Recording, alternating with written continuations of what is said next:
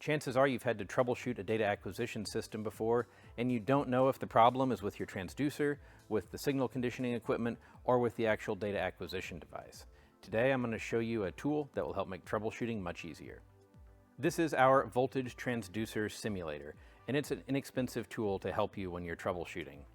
A voltage transducer is any device that converts some quantity that you want to measure, be that pressure, force, or displacement, into a voltage output that we then measure and often record. There are different types of transducers, but voltage output are the most common in laboratory settings. And this can replace that transducer or anything else in the signal chain to help you isolate where the problem is.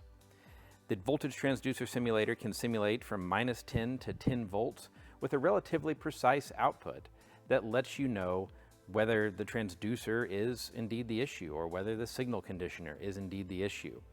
So with this little box that's battery powered that you can carry around in your troubleshooting bag or even into the field, you can solve a lot of problems. The key features of the voltage transducer simulator are its wide output range, -10, -5, -2.5, 0, 2.5, 5, and 10 volt selection options.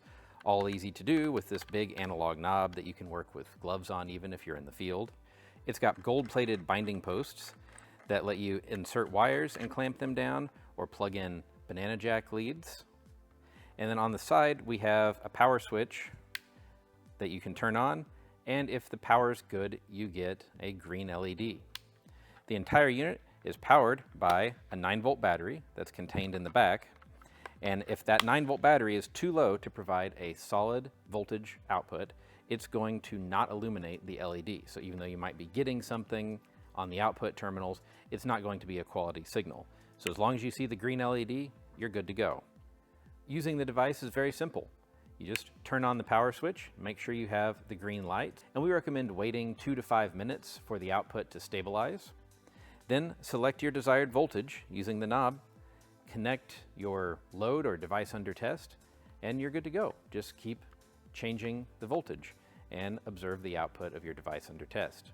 Now, of course, make sure that you're selecting an output voltage that is within the valid range of your device under test so you don't damage it, but this provides a really nice buffered output. Another key feature of this device is its stability. We designed this to be a very low noise source so you can track down, is noise coming into my system through a cable, or is it coming in before or after my signal conditioner?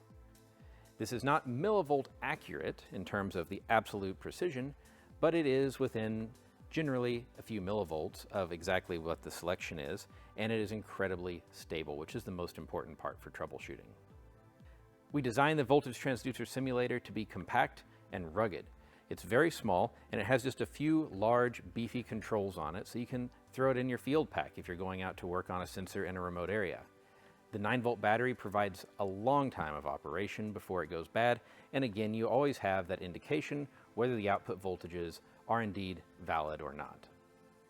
Okay, so here we've got our Fluke documenting process calibrator, which lets us very accurately measure things like voltage, and this is a NIST traceable instrument. I've got my voltage transducer simulator, and it's been on and warming up for a few minutes. So I'm going to loosen my binding posts and take the leads from the Fluke and connect them. And remember, this could be your amplifier, this could be your data acquisition system, this could be anything. We even use these to check multimeters to make sure that they're functioning properly after they've had an incident, been connected across too high a voltage or too high of current. This is a great way to just do a quick spot check on them. So you can see that I'm connected up and I'm set to 0 volts, and that's what we're getting. So I can cycle anywhere in that range from -10 all the way to +10 just by selecting it on the knob, and our voltage instantaneously changes, and we get a very, very stable and pretty accurate output. So you can simulate a 7-point calibration if your transducer has a ±10 volt output range, which many academic transducers do, but generally you can get at least a 3-point calibration regardless of your transducer's output range with this little device.